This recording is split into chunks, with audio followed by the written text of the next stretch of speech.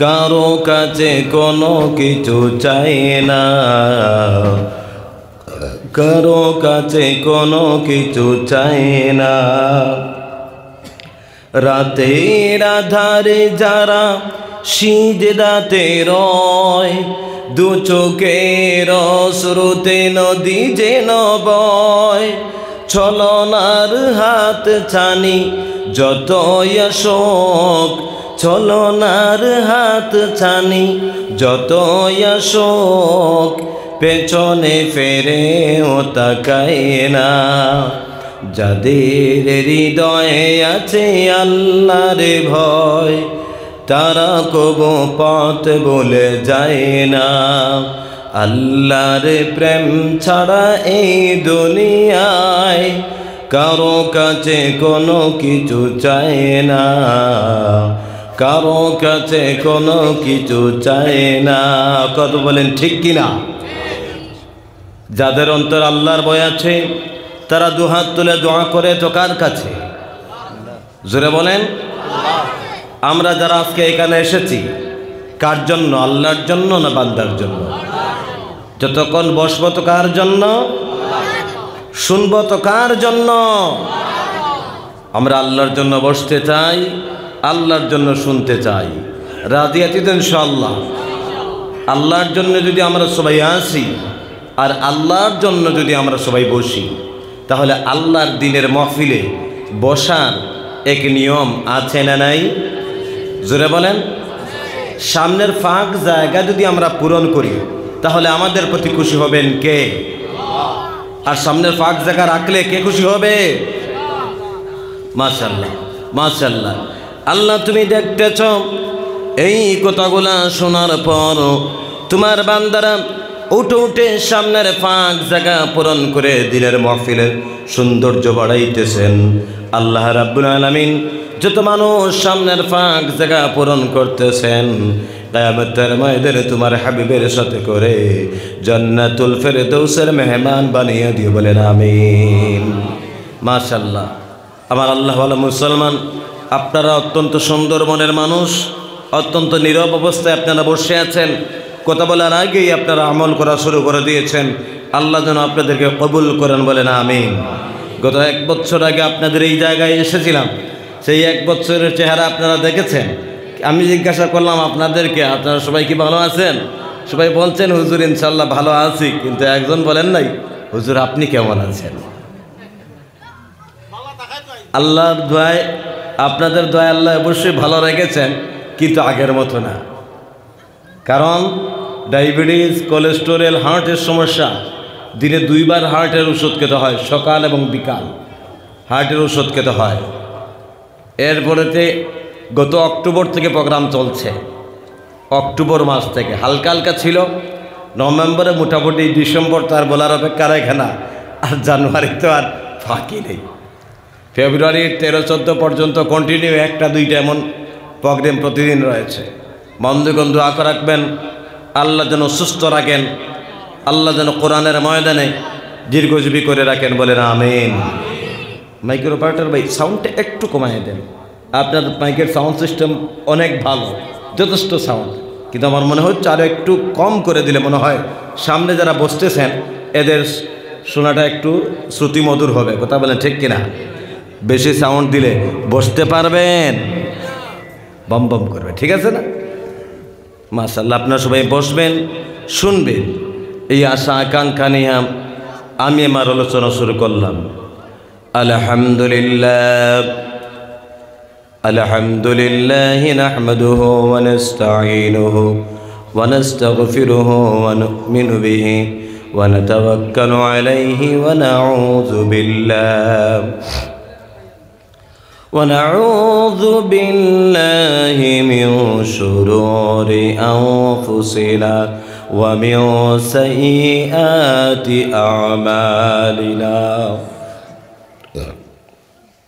من يهده الله فلا مضل له ومن يضلله فلا هادي له وأشهد أن لا إله إلا الله وأشهد أن محمدا عبده ورسوله أرسله بالحق بشيرا ونذيرا وداعيا إلى الله بإذنه وسراجا وقمرا منيرا أما بعد فقد قال الله تبارك وتعالى في كلامه المجيد وفي فرقانه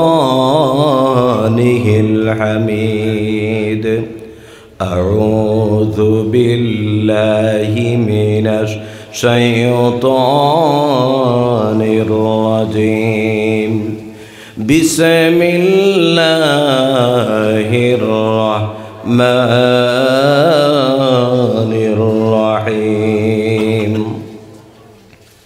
إن الذين قالوا ربنا الله ثم استقاموا تتنزل عليهم الملائكة ألا تخافوا ولا تحزنوا وأبشروا بالجنة التي كنتم توعدون وقال الله تعالى إن الله وملائكته يصلون على النبي يا أيها الذين آمنوا صلوا عليه وسلموا تسليما اللهم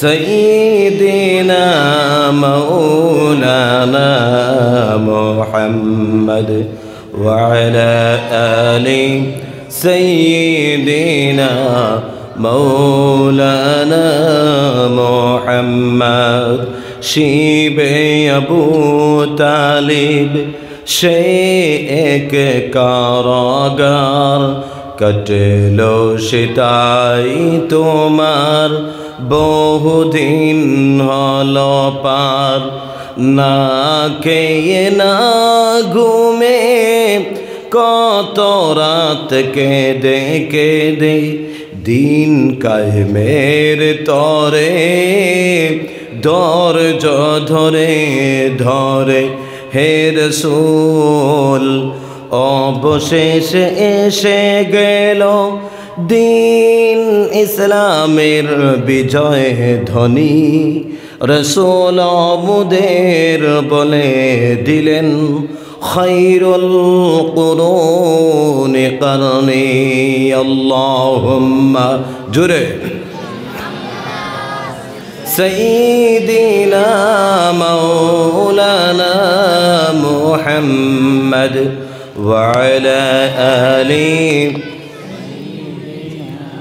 مولانا محمد بلغ العلا بكماله كشف الدجى بجماله حسنت جميع خصاله صلوا عليه وآله اللهم آمين ربنا ظلمنا أنفسنا وإن لم تغفر لنا وترحمنا لنكونن من الخاسرين ربنا لا تزغ قلوبنا بعد إذ هديتنا وهب لنا من لدنك رحمة إنك أنت الوهاب يا أرحم الراحمين الله تعالى ত্রিপুরা থেকে শত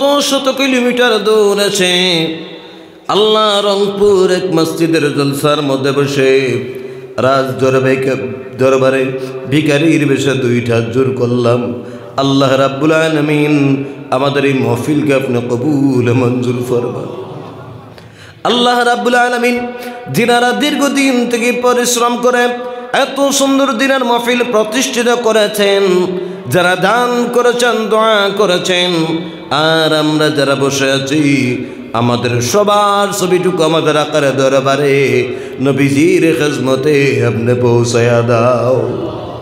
আল্লাহ রাব্বুল আলামিন বিশেষ করে এই মসজিদের জন্ম লগ্ন থেকে শুরু করে এখন পর্যন্ত এই মসজিদের কমিটির মধ্যে থেকে মসজিদের পিছনে খেদমত করে যারা অন্ধকার মাটির নিচ হয়ে গেছেন, আল্লাহ আমরা তাদের কথা বলতে পারতেছি না, আল্লাহ তাদের কবরকে বেহেশতের বাগান বানায়া দাও। আল্লাহ রাব্বুল আলামিন তাদের সাথে করে এই এলাকার মরহুম সালেহ আহমদ রহমতুল্লাহ আলাইহির দরজাকে তুমি বুলন্দ করে দাও। আল্লাহ যে বান্দার বাড়িতে আসার মাধ্যমে আল্লাহ তাআলা আমাদের পরিচয় এলাকার সাথে, আল্লাহ মরহুম বান্দা আজকে দুনিয়ার জমিনও নাই, আল্লাহ ওনার স্মৃতি জড়িয়ে রয়েছে দুনিয়ার চতুর্দিকে। আল্লাহ রাব্বুল আলামিন কোরআনের জন্য অনেক খেদমত করেছেন, বাচ্চা বয়সে ওনার আলোচনা শুনতাম, বড় হয়ে ওনার সাথে আলোচনা করতাম। রাব্বুল আলামিন কতদিন ওনার মাদ্রাসায় যখন গেলাম, ওনার বড় ছেলে আমার সাথে মুলাকাত করলো, চেহারাটা দেখি আল্লাহ সাদ করে কলিজার ভিতর কান্না চলে আসে। আল্লাহ রব্বুল আলামিন ওর চেহারার মধ্যে বাবার চেহারার ছাপ আমি দেখতে পেলাম। রব্বুল আলামিন ওনার কবরের মধ্যে করিকা রহমত বর্ষিত ফরমাও।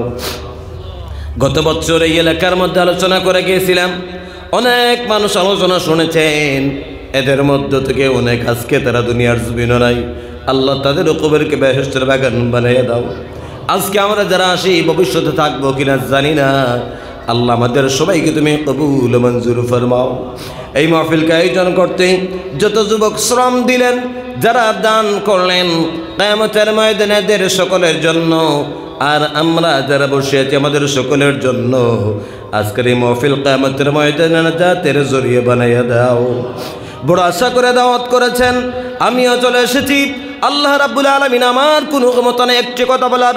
ও আল্লাহ, জলসার প্রারম্ভে মুসাফির মানুষ রাজ দরবারে তোমার কাছে চাইতেছি, আমার মেধা বৃদ্ধি করে দিয়া জবান খুলে এমন কথাগুলা বাহির করাইয়া দাও আল্লাহ, যেই কথা বললে আমি নিজে আমল করতে পারি, আর শূন্যবার সবাই আমল করতে পারে, এমন সময় উপযোগী বাস্তবিক আলোচনা মোর জবান দিয়ে বাহির করাইয়া দিও মাওলা। সুবহান রাব্বিকা রাব্বিল ইজ্জাতি আম্মা ইয়াসিফুন ওয়া সালামুন আলাল মুরসালিন ওয়ালহামদুলিল্লাহি রাব্বিল আলামিন বিরহমাতিকা ইয়া আরহামার রাহিমিন। উপস্থিত রংপুর সাব সেন্টার সংলগ্ন বড় মসজিদ কর্তৃক আয়োজিত একদিনব্যাপী বাৎসরিক ওয়াজ মাহফিলের স্বনামধন্য সভাপতি সাহেব, মঞ্চ বসা আমার অত্যন্ত কাছের মহব্বতের হুজুর আমার মৌলানা সাহেব, যিনার সাথে গত বছর পরিচয় হয়েছিল, পাশে বসা পিতার বয়সে বয়োজ্যেষ্ঠ ব্যক্তিবর্গ, সামনে বসা বাবার বয়সে আমার পিতৃতুল্য মুরব্বিয়ানে কেরাম, সমবয়সী যুবক বন্ধু সকল, মাইকের আওয়াজ যতদূর পর্যন্ত যাইতেছে, এলাকার বিভিন্ন ঘর থেকে কান পেতে শুনতে থাকা স্নেহশীলা সরল মনা সর্বগুণে গুণান্বিতা আমার মা বোনেরা, ইদানিং কালে আপনারা বরিষ্ঠ উলামায়ে কেরামের কণ্ঠে কোরআন ও হাদিসের আলোকে আলোচনা শুনেছেন।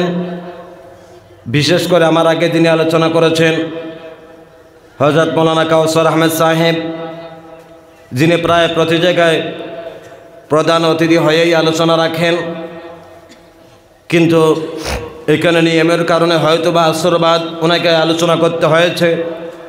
ঘর থেকে শুনতে পেলাম মূল্যবান তকরির করেছেন সংক্ষিপ্ত সময়ের ভিতরে। আমার পরেও বরাকের সুযোগ্য সন্তান তথা উত্তর পূর্ব ভারতে আলোড়ন সৃষ্টিকারী আমার অত্যন্ত শ্রদ্ধাভাজন প্রিয় মানুষ, আমার বড় ভাই হযরত মৌলানা আবুল হোসেন আল কাসিমি সাহেব, আপনাদের সামনে যিনি ডিমাপুর নিউ মার্কেটের ইমাম ও খতিব উনি আলোচনা পেশ করবেন। তো ইনাদের আলোচনার ফাঁকে আমার মতো ছোট মানুষ আলোচনার অপেক্ষা রাখে না, তথাপিও যেহেতু দাওয়াত করেছেন সংক্ষিপ্ত সমালোচনা করব, যতক্ষণ চলবে। বসবো তো ইনশাআল্লাহ? সবাই বসবো তো ইনশাআল্লাহ? কে কে চলে যাবেন হাতটা তুলেন। দেখছেন আসলে হুজুর আমরা কিন্তু চলে যাব না, বসবো, কিন্তু আমি কোথাটার তাল এমন দিয়েছি যেন ওনারা হাত তোলে। বুঝতে পারছেন? একভাবে বসে থাকলে তো আর হয় না, মাঝে মাঝে বসতে বসতে গায়ে ব্যথা হয় কি হয় না? গায়ে যখন মানুষের ব্যথা হয়, গাটা নাড়াচাড়া দিলে গায়ের ব্যথা দূর হয়ে যায়, যেমনি ঠিক তেমনি বক্তা আর আপনারা সবাই শুনতে শুনতে তক্তা, এই বক্তা আর তক্তার যদি নাড়াচাড়া মাঝে মাঝে না হয় তাহলে আলোচনার আসর জমে না। কথা বলেন ঠিক কিনা? আমার বন্ধু সকল, আলোচনার প্রারম্ভে আমার মনে পড়ে গেল একটি কথা। গত কয়েকদিন আগে আমি ঘাড়মুড়াতে একটা জায়গায় জলসায় গেলাম। তো যাওয়ার পর সেখানকার একজন ভাই এখলাসুর রহমান সাহেব, ওনার সাথে দেখা। তো উনি বললেন আমাকে, ভাই আপনি সহ আপনারা কয়েকজনকে পেলাম, দিনারা মরহুম মৌলানা সালেহ আহমদ সম্পর্কে আপনারা যথেষ্ট উদ্যোগ নিয়েছিলেন এবং মাঝে মধ্যে বর্তমানে স্মরণ করে। কিন্তু আমি দেখতে পেলাম, উনি ওনার কথা বলছেন যে আমি দেখতে পেলাম আলিম সমাজ যারা ওয়াইজ মানুষ আলোচনা করেন, আলোচনার জগতে যারা ধাপিয়ে বেড়াচ্ছেন, এরাদের অনেকের কণ্ঠে এনার কথা শোনা যায় না। আজ আমি শফিকুর রহমান আপনাদের সামনে আলোচনা করছি, কাল হয়তো আমার ইন্না লিল্লাহর ঘোষণা আপনি শুনতে পারেন কিনা, জোরে বলেন। মানুষ মরে যায়, রেখে যায় স্মৃতি। আজ আমি যে কাজ করব, আমি গতদিন আমার পাশে যে হুজুর বসে আছেন সহসভাপতি, ওনাকেও বলেছিলাম, যে কোনো একটা কারের জন্য আহ্বান করেছিলাম, আপনারা যে উদ্যোগ করেছেন চালিয়ে যান, কারণ মানুষ মরে যায়, রেখে যায় স্মৃতি। আজ আপনারা যে কাজ করবেন, কাল আপনাদেরকে দেখে আরেক দল মানুষ এই দিনের কাজ করতে আগ্রহী হয়ে যাবে। যে কোনো একটা ব্যাপারে বলেছিলাম আমার বন্ধুগণ। তো এই কাজ আমরা করলাম, তো উনি বলছেন যে কেউ তো ইনার নাম নিতে শুনলাম না। তখন আমার মনে মনে একটু আফসোস লেগেছে, দুঃখ লেগেছে। কেন জানেন? দুঃখ লেগেছে এই কারণে, আজ আমি শফিকুর রহমান, হয়তো আমার বয়স হয়ে গেছে 42 বছর 41 বছর, কিন্তু আমি যখন 14 বছর 13 বছর থেকে আমি বড় হচ্ছি আস্তে আস্তে, তখন মরহুম মৌলানা সালেহ আহমদ সাহেবের আলোচনা আমি শুনেছি। কিন্তু আমার বন্ধু সকল, এত কম বয়সে শোনার পরে আজ ওনার সাথে আলোচনা করতেছি। ওনার আলোচনার অবদান গোটা বরাকবেলি ত্রিপুরা সব জায়গায় রয়েছে, আছে না নাই? জুড়ে বলেন, আছে না নাই? উনি নয়, উনার মতো আরো বহু ওয়াইজ, উনার মতো আরো বহু ওয়াইজ মুরব্বী মানুষ যারা আজকে আলোচনার ময়দানে দাপিয়ে বেড়াচ্ছেন। কিন্তু যখন বয়স হয়ে যায়, মানুষ অবহেলা করে তাদেরকে হেলায় দুলায় ঠেলে দেয়। কথা বলেন, আছে না নাই? সত্য না মিথ্যা? মানুষ স্মরণ করে না। এই যে হুজুররা একটা সময় এরা দাপিয়ে বেড়াচ্ছেন, হয়তো বয়সের জুড়ে তাদের কাছকে মানুষ জিজ্ঞাসা করতেছে না। এই কথা সত্য না মিথ্যা? মানুষ একটু পরিবর্তনশীল হয়ে গেলেই পিছন ভুলে যায়, আছে না নাই? দুঃখ লাগলো বন্ধুগণ। আপনাদের ওই কথার সাথে আমি আরেকটা কথা জানিয়ে দিতে চাই। আমি কিন্তু প্রায় সময় অতীতকে বলি না, স্মরণ করি। গতদিন ওনার মাদ্রাসায় আসছিলাম, সেখানে ওনার জন্য আমি অডিয়েন্স যারা রয়েছিলেন, শ্রোতা, প্রত্যেকের কে নিয়ে সূরা ইখলাস তিলাওয়াত করেছিলাম 3 বার। আমার বন্ধু সকল, কষ্ট হয়েছে কি? আমাদের কোনো কষ্ট হয় নাই। আমি মনে করি শুধু উনি নয়, যত আলিম উলামা, যত মুরব্বী, বয়স্ক বৃদ্ধ মানুষ যারা সমাজের কাজ করেছেন, যারা ইসলামের কাজ করেছেন, দ্বীনের কাজ করেছেন, তাদের জন্য আমাদের জন্য সহানুভূতি সর্বদা সব সময় থাকে, বজায় থাকে, থাকার চেষ্টা করবো তো ইনশাআল্লাহ। শুধু সালেহ আহমদ সাহেবের ব্যাপারে নয়, সর্বাংশে সব আলিম উলামা এবং যারা ইসলামের কাজ করেছেন, দ্বীনের কাজ করেছেন, তাদের জন্য আমরা সদা আমাদের দিলকে উদার করে রাখবো, তাদের জন্য রাখবো তো ইনশাআল্লাহ। সম্মানিত হাজিরিন, উনি যখন অসুস্থ হয়েছিলেন, তখন আমরা কৈলাসহর থেকে যখন শুনলাম ওনার অসুস্থতার খবর, মিডিয়ার মাধ্যমে দেখলাম, কষ্ট লাগলো মনে। আমরা যা হোক আমাদের সামর্থ্য অনুযায়ী 40,000 টাকা নগদ এবং কিছু আপনার জিনিসপত্র ওনার করে আমরা এসে আমাদের ইমাম সমিতির মাধ্যমে আমরা ওনাকে হাত দিয়ে দিলাম ওনার বাড়ির হাতে। আমরা মনে করেছি সেই সময় আমাদের ওনার পাশে দাঁড়ানো দরকার, কারণ উনিও একজন ওয়াইজ মেসাম, আমিও একজন ওয়াইজ মেসাম। আমি বুঝতে পারি আমাদের অবস্থার কথা, বুঝতে পারছেন? এই কারণে মনে করেছি ওনার পাশে দাঁড়ানো আমাদের দরকার। আমরা কি সেখানে থেমে গেছি? না, একের মাইকে রেকর্ড হচ্ছে কথাগুলো, আমার ইউটিউব ভাইদের মোবাইলে রেকর্ড হচ্ছে আমার কথাগুলো, আমরা কিন্তু থেমে নেই। এরপরও আমাদের অভিযান জারি আছে। আপনারা জানলে খুশি হবেন, গত কয়েক মাস আগে আমাদের ধর্মনগর মঙ্গল আপনার এই কিরাম পূর্ব বটরশি সিঙ্গিবিল যাকে বলা হয়, মাদ্রাসার পাশে একটা মসজিদ, সেই মসজিদে একজন ইমাম নিয়োগ করা হলো। আগে ছিলেন, কয়েকদিনে মহতি করেছেন, চলে গেছেন। ওনার বাড়ি হচ্ছে আর আপনাদের করিমগঞ্জের এলালিগুল। ওনার বাড়ি কোথায়? করিমগঞ্জের এলালিগুল। খারাপ পাচ্ছেন এই কথাগুলো বলার জন্য? ভাইজান, এই কথাগুলো বলতেছি এই কারণে আমাদের ঘুমন্ত বিবেককে জাগ্রত করার জন্য, বুঝতে পারছেন? উনার বাড়ি হচ্ছেন এরালেগুল। আমার কোনো রক্তের সম্পর্ক আছে এনার সাথে? না। আমাদের কৈলাসর আমরা যত মানুষ সাহায্য সহযোগিতা রক্তের সম্পর্ক আছে? না। একটা সম্পর্ক আছে। কি সম্পর্ক? ইসলামিক সম্পর্ক। সে আমাদের দিনী ভাই। উনি করিমগঞ্জ ইমামতি করতেন, তো উনি জয়েন করলেন সিঙ্গিবিল মসজিদে। আমার মতো তো সব মেসাবাজ সাদা সুদা না, অনেক মেসাবাজা কারেন্টের কাজ করতে পারে, জানান কি হুজুর? মেজাবল সব দিকে অ্যাডভান্স। ভাইজান, একটু দয়া করে এই যে ফাঁকগুলো আছে, একটু ফাঁকটা মারার চেষ্টা করেন। পিছনে মানুষ জায়গা হইতেছে না, বসার জন্য কষ্ট হচ্ছে। ভাই, আমরা যদি একটু একটু ওই সামনের ফাঁক জায়গা যদি আমরা মেরে দেই, তাহলে আমাদের আরেকজন ভাই বসবে, আর আরেকজন যদি ভাই বসে, কার কোন কথা কার হেদায়তের জন্য যথেষ্ট এটা জানেন কে? জুড়ে বলেন, আল্লাহ জানেন। এই কারণে আমরা আমাদের সামান্য হালকা হালকা সামনে অগ্রসর হওয়া, আমার আরেকজন দিনী ভাইয়ের বসার জায়গা হবে প্রত্যেকে। মাশাআল্লাহ, মাশাআল্লাহ, আলহামদুলিল্লাহ, নারায়ে তাকবীর। জোরে বলেন, নারায়ে তাকবীর। মাশাআল্লাহ। ভাইজান, এই কথা যদি বললেই সময় চলে যায়, তো আমার আলোচনায় আমি যেতেই পারবো না। বলছিলাম, আসামের এরালিগুল বাড়ি জয়েন করেছেন যে কোনো এক মাসের 1ম তারিখে। বাড়ি থেকে বিদায় নিলেন, ইমামতির জন্য ত্রিপুরায় পাড়ি দিলেন। সিঙ্গিবিল মসজিদ, সেই মসজিদে জয়েন করলেন।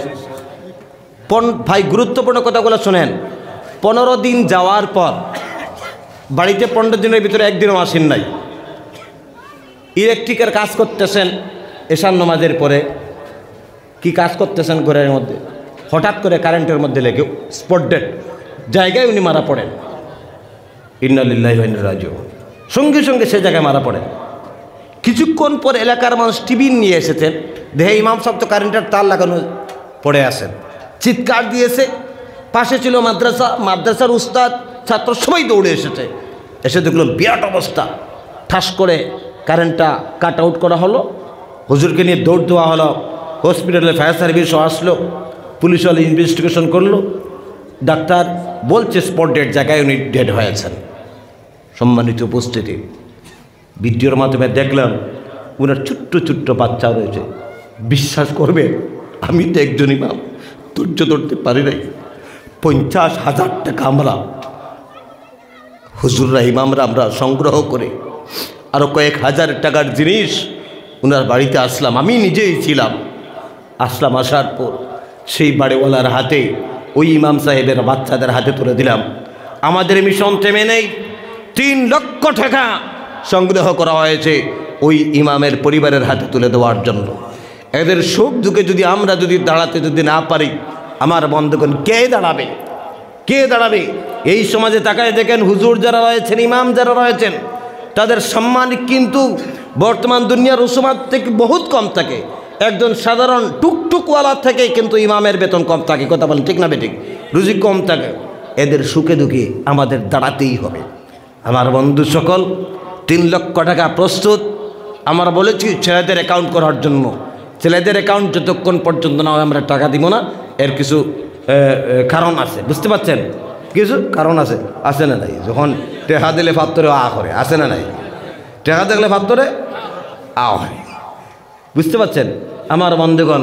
তো এই ধরনের আমি যিনি বলেছেন যে মানুষ স্মরণ করে না, অবশ্যই স্মরণ করে, কিন্তু হ্যাঁ এমন ধরনের বিবেক প্রত্যেকটা সমাজের আলিম ওলামা থেকে শুরু করে সাধারণ মানুষ যারা আছেন প্রত্যেককে আমি আহ্বান করব, আজকের এই রংপুরের আপনার জায়গা থেকে প্রত্যেক যত ওয়াইজ রয়েছেন, যত আলিম ওলামা রয়েছেন, বার্ধক্যজনিত মানুষ রয়েছেন, অসহায় মানুষ রয়েছেন, তাদের পাশে তাদের সুখে দুঃখে যেন আমরা দাঁড়াতে পারি, এই চেষ্টা করবো ইনশাআল্লাহ। আপনাদেরকে আমি বলবো না এই কথা কেন আমি এখানে উপস্থাপন করলাম, কারণ এখানে প্রবেশ করার সময় আপনাদের এই ওয়াজের প্যান্ডেলের গেইটে যে কোনো একটা দৃশ্য আমার ড্রাইভারের নজরে পড়ে বা আমার যে কোনো নজরে পড়ে। অনেক অসহায় মানুষ এই দুনিয়ার জমিনে রয়েছে যারা কাউকে কিচ্ছু বলতে পারে না, তাদের দিলের ব্যথা আছে না নাই? আপনার আমার টাকা আছে তো বড় লোকের জন্য, আমি হুজুর আমার কোনো অভাব নাই, একবার খেতে পাই না আর একবারের খানা আমার তৈরি আছে, আছে না নাই? আরে হুজুর মাংস ডায়াবেটিস ডাক্তার না বলছে, কিন্তু এরপর আপনারা জোর করে খাওয়ান কেন? একটু মন খুশি হবে। কিন্তু যে ভুকা রয়েছে, গরিব মানুষ খেতে পাচ্ছে না, মাসের পর মাস একটা দিন মাংস, তার মুখে আমি একটা বার এক মুঠো ভাত তুলে দিতে পারি না। কথা বলেন ঠিক না বেঠিক? এটা আমার আবেগ না বিবেক? কোথায় আমার আবেগ? এখানে শুধু আবেগ ডাললে হবে না, বড় লোকের কাছে আবেগ ডাললে হবে না। আমার বন্ধুগণ, বিবেককে জাগ্রত করুন। সমাজে যে জায়গায় গাছের আগায় জল দিলে ফসল ফুল ফুটবে না, গাছের গোড়ায় জল দিতে হবে, বুঝতে পারছেন? গাছের কোথায় জল দিতে হবে? গোড়ায় জল দিতে হবে, তবেই সেই গাছে ফলও ফুটবে, ফুলও দিবে, আছে না নাই? এখন গাছের মাথায় আমি জল দিছি যেখানে কোনো দরকার নাই, যেখানে কোনো দরকার নাই সেখানে আস্তা ফায়ার সার্ভিসের মতন পানি দিয়া গাছের মাথায় ফল দিছি, ফায়দা হবে? জোরে বলেন। আমার বন্ধু সকল, সংক্ষিপ্ত কথাগুলো বললাম। ওই মৌলানা যখন কথাগুলো বলেছেন আর আমি এই গ্রামে এসেছি সেই হিসেবে বললাম, আমাদের বিবেক আজ থেকে আমরা জাগ্রত করব। আমার হুজুর বলেছেন, উনি যুব সমাজ নিয়ে একটা কমিটি তৈরি করেছিলেন, সেই যুব সমাজের বহুত লক্ষ্য আছে। আমি আজ রংপুরের সমস্ত যুব সমাজকে একটা বার্তা দিতে চাই, আপনারা কি ঐক্যবদ্ধ হতে পারেন? এই শফিকুর রহমানকে কি আপনারা কথা দিতে পারেন?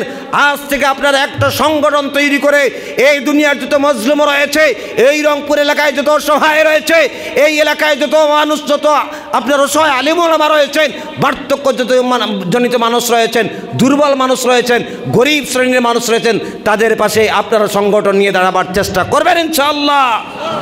সবাই আসতে বলেন, করবেন ইনশাআল্লাহ।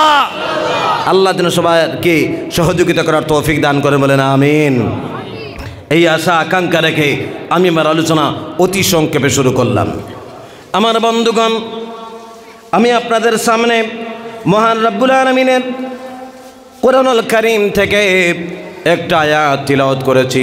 রব্বুল আলামিন কোরআনুল কারীমের মধ্যে বলছেন, ইন্নাল্লাযীনা ক্বালু রাব্বুনাল্লাহু সুম্মা ইসতাকামু তাতানাজ্জালু আলাইহিমুল মালায়েকা আল্লা তাখাফু ওয়া লা তাহজানু وأبشروا بالجنة التي كنتم توعدون। জোরে বলুন আল্লাহু আকবার, আর আস্তে বলুন আল্লাহু আকবার। আওয়াজ দিয়ে আপনাদের বড় হয় না, আওয়াজ জোরে দেন না, বলেন নারে তাকবীর, আরো জোরে নারে তাকবীর। সবাই গলার মধ্যে যেমন আওয়াজটা আপনার চিপা দিয়ে রয়েছেন। আমার বন্ধুগণ, রব্বুল আলামিন বলছেন, ইন্নাল্লাযীনা, নিঃসন্দেহে যারা, ক্বালু বলবে, রাব্বুনাল্লাহ, আমার রব হলেন আল্লাহ, সুম্মা ইসতাকামু, এবং তারপর প্রতিষ্ঠিত থাকবে। হে রংপুর অঞ্চলের মানুষ, বলুন তো দেখি চিল্লায়া, আমাদের রব কে? আর আস্তে বলেন, আমাদের রব কে? আমাদের খাওয়ানেওয়ালা কে? আমাদের হায়াতের মালিক কে? আমাদের মৌতের মালিক কে? আমাদের বিমার দেন কে? শিফা দেন কে? আমাদের সব করেন কে? আমার সামনে চিল্লায় কে?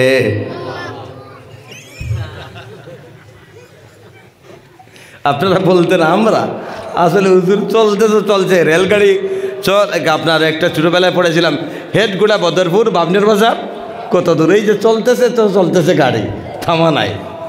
আমার বন্ধুগণ সবাই বলেন আমাদের রব আল্লাহ। এই রব কথার অর্থ কি বলতে পারবেন নাকি? রব কথার অর্থ কি? রব হলেন আল্লাহ। রব কথার অর্থ কিন্তু অনেক লম্বা। সমস্ত প্রকার অযোগ্যতা থেকে যোগ্যতাপূর্ণ যিনি, অসম্পূর্ণ থেকে সম্পূর্ণওয়ালা যিনি, ইনি পৃথিবীর কেউ কি হতে পারেন নাকি? কেউ হতে পারবেন? এক নম্বরে বললাম সমস্ত প্রকার অযোগ্যতা থেকে যোগ্যতাপূর্ণ। কেন বললাম? আমি শফিকুর রহমান ওয়াজ করতেছি, বলুন তো দেখি আমার যোগ্যতার মধ্যে ঘাটতি আছে না নাই? আসতে বলেন আছে না নাই? জুড়ে বললে আমি শুনে ফেলবো, আছে না নাই? এই যে হুজুর দুইজন সভাপতি সাহেব বসে আছেন, ইনাদের যোগ্যতার মধ্যে ঘাটতি আছে না নাই? ওই হুজুর ঠিক মনে তখন আল্লাহ দিমু ফিটন ত্রিপুরা থেকে আমার হুজুরের যোগ্যতা কম আছে নাকি? যোগ্যতার ঘাটতি আছে না নাই? ভারতবর্ষের প্রধানমন্ত্রী যিনি, শ্রদ্ধেয় দামোদর মোদী তিনি, ওনার যোগ্যতার মধ্যে ঘাটতি আছে না নাই? আমেরিকার প্রেসিডেন্টের যোগ্যতার ঘাটতি আছে, আছে না নাই? মক্কা শরীফের ইমামের যোগ্যতার ঘাটতি আছে না নাই? দুনিয়ার সব মানুষের যোগ্যতার ঘাটতি আছে। এখন যদি বলেন ও শফিকুর রহমান হুজুর এই মুহূর্তে আমাদের রংপুর এলাকা কুয়াশাচ্ছন্ন করে দাও, শফিকুর রহমান 14 গোষ্ঠী ফেল করবে, কুয়াশি দিতে পারবে কি? মোদিজিকে যদি বলেন মোদিজি আমরা রংপুর মানুষ চাইতেছি এখন আমাদের এলাকায় কুয়াশা হওয়ার জন্য, হবে নাকি? পারবে নাকি? আমেরিকার প্রেসিডেন্ট পারবে নাকি? মক্কা শরীফের ইমাম পারবে নাকি? কেউ পারবে না। কিন্তু সবাই মিলে যদি আল্লাহর দ্বারস্থ হই, আর আল্লাহ যদি স্যাংশন করে এই মুহূর্তে রংপুর এলাকা কুয়াশাচ্ছন্ন করে দিতে পারেন যিনি, তিনি আমাদেরকে, আরো আসতে বলেন কে? আল্লাহ। ওনার যোগ্যতার কোনো ঘাটতি আছে? এই যে আঙ্গুল, এই আঙ্গুলের মতো একটা আঙ্গুল পৃথিবীর কোনো শাসক, পৃথিবীর কোনো ডাক্তার, কোনো বিজ্ঞানী, কোনো পীর কেউ দেখায় দিতে পারবে নাকি? এই মানুষের আঙ্গুলের মতো একটা আঙ্গুল বানাইতে দিতে পারবে? পারবে নাকি? কেউ পারবে না। যিনি পারবে তিনি কে? জুড়ে বলেন যিনি পারবেন তিনি কে? তিনি হচ্ছেন আমাদের রব। সমস্ত প্রকার অসম্পূর্ণতা থেকে সম্পূর্ণওয়ালা তিনি। শফিকুর রহমানের অভাব আছে না নাই? যদি অভাব থাকতো না বন্ধু রংপুর আসতাম না। অভাব যদি না থাকতো বাড়িতে একতলা হইলে আশা থাকে দুইতলা, দুইতলা হইলে 60 তলা, আছে না নাই? অভাব কার জিন্দিগিতে অভাব নাই? সবার অভাব আছে। এই আপনার যে ভারতবর্ষের আমাদের সবচেয়ে ধনীমান ব্যক্তিকে মুকেশ আম্বানি, ওনার অভাব আছে না নাই? আরও দরকার, আরও দরকার। আমেরিকার প্রেসিডেন্টের অভাব আছে না নাই? এই আপনার দুবাইয়ের বাচ্চার অভাব আছে না নাই? সবার অভাব রয়েছে, একজনের অভাব নাই। তিনি কে? আল্লাহর দরবারে কোনো জিনিসের কমতি আছে নাকি? রহমতের কমতি আছে? আপনার বৃষ্টির কোনো কমতি আছে? রোদের কোনো কমতি আছে? কোনো জিনিসের ঘাটতি আছে? কোনো জিনিসের ঘাটতি নাই। আল্লাহ বলছেন ওয়া আনতুমুল ফুকারা, তোমরা সব ফকিরের দল। মোদি, রাহুল, টফিক যা আছে দুনিয়াতে সব ফকিরের দল। ওয়া নাহনু আগনিয়া, আর আমি আল্লাহ হচ্ছি ধনী। বলেন না সুবহানাল্লাহ? আর আসতে বলেন সুবহানাল্লাহ। আমার বন্ধুগণ, রবের আরেক অর্থ হচ্ছে পালনেওয়ালা। রব শব্দের আরেক অর্থ কি? আসতে বলেন, জুড়ে বললে সবাই শুনে ফেলবে। রবের আরেক অর্থ কি? পালনেওয়ালা। আমার বন্ধুগণ, খালিক অর্থ সৃষ্টিকর্তা, মালিক, মুলকিয়তের মালিক। আমার বন্ধুগণ, খালিক আল্লাহর সিফতি নাম, মালিক আল্লাহর সিফতি নাম। তেমন করে রব আল্লাহর সিফতি নাম, তেমন করে রব আল্লাহর সিফতি নাম। রব কথার অর্থ হচ্ছে পালনেওয়ালা। ইনি কেমন আমাদের পালনেওয়ালা? আপনারা বললেন হুজুর আমাদের খাওয়ানেওয়ালার জাত আল্লাহ, মারনেওয়ালার জাত আল্লাহ, সব কিছু করার মালিক আল্লাহ। আমি যদি বলি ভাই এই কারেন্টের মধ্যে হাত দিলে মানুষ বাঁচে না মরে, আপনি কি বলবেন? মরে যাবে। কথা বলে ঠিক না বেঠিক? অথচ বলতেছেন মারনেওয়ালার জাতকে। আসতে বলেন মারনেওয়ালার জাতকে। তাহলে কারেন্টে হাত দেন না কে? মরে যাব। ও তো আপনি বলতেছেন মারনেওয়ালা আল্লাহ, হাত দেন না কে? একটা কারণে আপনি হাত দেন না, এটা দৃশ্যমান। এখানে হাত দিলে মানুষ মরে যায়, কারেন্টের মধ্যে হাত দিলে মানুষ মরে যায়, এটা কিন্তু দৃশ্যমান। দৃশ্যমান থাকার কারণে অদৃশ্যমান আল্লাহর কাছে সমস্ত পাওয়ার, হায়াত মৌতের পাওয়ার কার হাতে? আল্লাহর হাতে। ওইটা অদৃশ্যমান থাকার কারণে ওইটার প্রতি মানুষের ইয়াকিন দুর্বল হয়ে গেছে। কথা বলেন ঠিক কিনা? বন্ধুগণ, আগুনের কাজ হচ্ছে জ্বালিয়ে দেওয়া। আমি যদি বলি ভাই আগুনের মধ্যে হাত ঢুকাও, ঢুকাবেন নাকি না? না জ্বলে যাবে। আমার বন্ধু, আগুনের কোনো ক্ষমতা আছে নাকি জ্বালানোর? কোনো ক্ষমতা নাই। ইব্রাহিম আলাইহিস সালামকে আগুনের মধ্যে নিক্ষেপ করা হয়েছিল। কার হুকুমে সেই আগুনটা ফুলের বাগিচায় পরিণত হয়েছিল? জোরে চিল্লায়ে বলেন। রাস্তা সবাই বলছেন না, কে বলছেন? কার হুকুমে আগুন ফুলের বাগিচায় পরিণত হয়েছিল? আল্লাহ। সেই আল্লাহ এখন আছেন না নাই? সেই আল্লাহ আছেন, সেই আগুন আছে। তাহলে আমাদের সমস্যা কোথায়? আমাদের হাত জ্বলে যায় কেন? আমরা ঢুকাই না ওই কারণে। এটা আমাদের কাছে দৃশ্যমান। আগুনের মধ্যে হাত দিলে হাত জ্বলে যায়, এটা দৃশ্যমান। দৃশ্যমান থাকার কারণে অদৃশ্যমান আল্লাহ পিছনে চালানোওয়ালা, ওইটার প্রতি মানুষের ইয়াকিন দুর্বল হয়ে আছে। কথা বলে ঠিক না বেঠিক? আমার বন্ধুগণ, দৃশ্যমান ক্ষেতের মাধ্যমে মানুষেরা ভালোভাবে জীবন জীবিকা অতিবাহিত করে। ওই কারণে মানুষ ক্ষেতের মধ্যে মানুষের ইয়াকিন চলে গেছে, হুজুর আল্লাহই তো খাওয়ান ঠিক, ক্ষেত না থাকলে খাবো কি? ক্ষেতটা হচ্ছে একটা উসিলা। হুজুর আল্লাহই তো খাওয়ান ঠিক, চাকরি না থাকলে খাবো কি? চাকরি হচ্ছে একটা উসিলা। কথা বলেন ঠিক কিনা? এমন অন্তরে আমরা লালন করি কি করি না? হুজুর আল্লাহই তো খাওয়ান ঠিক, ইমামতি একটা হচ্ছে উসিলা, ইমামতি না থাকলে আমি খাবো কি? হুজুর আল্লাহই তো খাওয়ান ঠিক, যদি ব্যবসা না করতাম তাহলে খেতে পারবো না। দৃশ্যমান দেখতেছি ব্যবসার মাধ্যমে, ইমামতির মাধ্যমে, খেতের মাধ্যমে, রুজির মাধ্যমে মানুষ, গাড়ি ড্রাইভারিং করার মাধ্যমে মানুষ ভালোভাবে জীবিকা নির্বাহ করে। ওই কারণে মানুষের ইয়াকিন চলে গেছে ওই দুনিয়ার আসবাবের প্রতি। কথা বলে ঠিক কিনা? অন্তরে যে আল্লাহ লুকায়ে রয়েছেন। ও বন্ধু, এই দুনিয়াতে যে কিচ্ছু করে না তাকেও যিনি খাওয়াইতে পারেন তিনি কে? আর আসতে বলেন কে? বন্ধুগণ, আপনার আবার ইয়াকিন যে ক্ষেতের মাধ্যমে আমরা খাই, হুজুর আল্লাহ তো অবশ্যই খাওয়াই ঠিক হুজুর, কিন্তু ক্ষেত না করলে উপায় আসেননি, বিক করা লাগলো না। কথা কয় আছে না নাই? এইবার যদি আমি ক্ষেতে যদি ফসল না পাইতাম, আস্তা বছর উপাস থাকলাম। মানে মাঝে মাঝে দেখা যায় ক্ষেতের সময় ফ্লাট আইয়া সব ক্ষেত ফালিশ।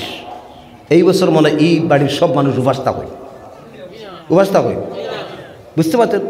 এই বছর তো আপনার সুন্দর চলে, কে চালায়? শুরু বলেন, কে চালায়? আল্লাহ। যে চাকরিজীবী মনে মনে করে নিয়তরা, আরে এই চাকরি যদি আমার না থাকতো তো হবাড়ির যে বেটা যে অবস্থা গরিবি, আমার যে কোনো বস্তু হইল না চাকরি না থাকলে, আসে না নাই? ইলা মানুষে চিন্তা করেন না করে না, ওগুর কারণে আমি বাঁচিয়েও আস। আমার বন্ধু সকল অনেক মানুষ চাকরির দেখা যায় সাসপেন্ড হয়ে গেছে। এর বাদে তো সারা মানে বিজ্ঞার ব্যাগ লইয়া রাস্তায় রাস্তায় আটো খাওয়াইন যেতে খেয়ে যেরকম খেয়ে। আজকে আমাদের নিয়ত দুর্বলতায় পৌঁছে গেছে, আছে না নাই? আমার বন্ধুগণ, আল্লাহ আমাদের পালনেওয়ালা কেমন পালনেওয়ালা একটু গবেষণা করি। আমাদের প্রয়োজনীয় যেই সমস্ত জিনিস ওইগুলো আল্লাহ রাব্বুল আলামিন আমাদের জন্য ফ্রি করে দিয়েছেন। ওই কারণে আল্লাহ রাব্বুল আলামিন আমাদের পালনেওয়ালা, বলুন সুবহানাল্লাহ। এই যে লাইট জ্বলতেছে, এই লাইটের জন্য, এই কারেন্ট জ্বালানোর জন্য সরকারকে আমাদের ট্যাক্স দিতে হয় কি হয় না? জোরে বলেন। ট্যাক্স দিতে হয়। আল্লাহ রাব্বুল আলামিন দিনে এবং রাতে, দিনে সূর্যের আলো দিয়া, রাতে চন্দ্রের আলো দিয়া আমাদেরকে আলোকিত করেন।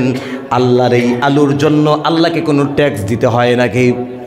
জোরে বলেন, কোনো ট্যাক্স দেওয়া লাগে নাকি? ওই কারণে তিনি আমাদের পালনেওয়ালা। আমার বন্ধুগণ, সূর্য আল্লাহ রাব্বুল আলামিন এমন এক জায়গায় ফিডিং করেছেন, এমন এক জায়গায় আল্লাহ রাব্বুল আলামিন ফিডিং করেছেন। সূর্য যদি যে স্থানে আল্লাহ রাব্বুল আলামিন ঠিক করেছেন সেই জায়গা থেকে একটু যদি নড়াচড়া করতো, বন্ধুগণ, এই পৃথিবীর শীতল হয়ে যেত, নয়তো মরুভূমি হয়ে যেত।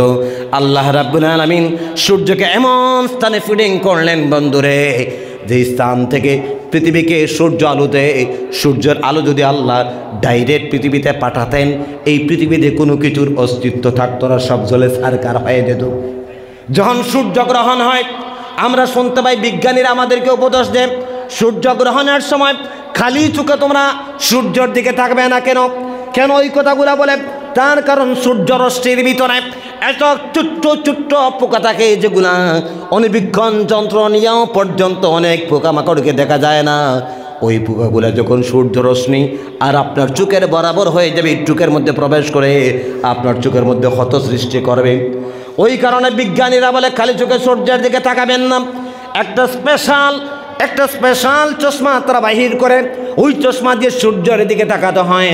আমার বন্ধুগণ, আল্লাহ রাব্বুল আলামিন এমন এক পাল্লাওয়ালা তাকায় দেখেন, সূর্যের আলোকে ডাইরেক্ট পৃথিবীর জমিনে পাঠায়া আমাদেরকে শেষ করলেন না, আমাদের উপযোগী করে পাঠালেন।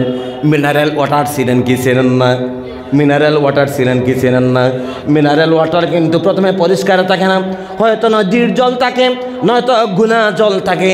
ওই মিনারেল ওয়াটার কি নদী থেকে তুলে ফিল্টারিং করে করে পরিষ্কার করে মানুষের সামনে উপস্থাপন করে মানুষের খাওয়ার উপযোগী করা হয়। যেমন করে আল্লাহ রাব্বুল আলামিন সূর্যের আলোকে ট্রপোস্ফিয়ার, আয়নোস্ফিয়ার, এক্সোস্ফিয়ার, ম্যাগনেটোস্ফিয়ার 4টা স্তরের মাধ্যমে থেকে থেকে পরিষ্কার করে করে ফিল্টারিং করে করে দুনিয়াতে পাঠাইয়া প্রাণীকুলের অস্তিত্ব রক্ষা করেছেন। বলেন সুবহানাল্লাহ, আরও আসতে বলেন সুবহানাল্লাহ।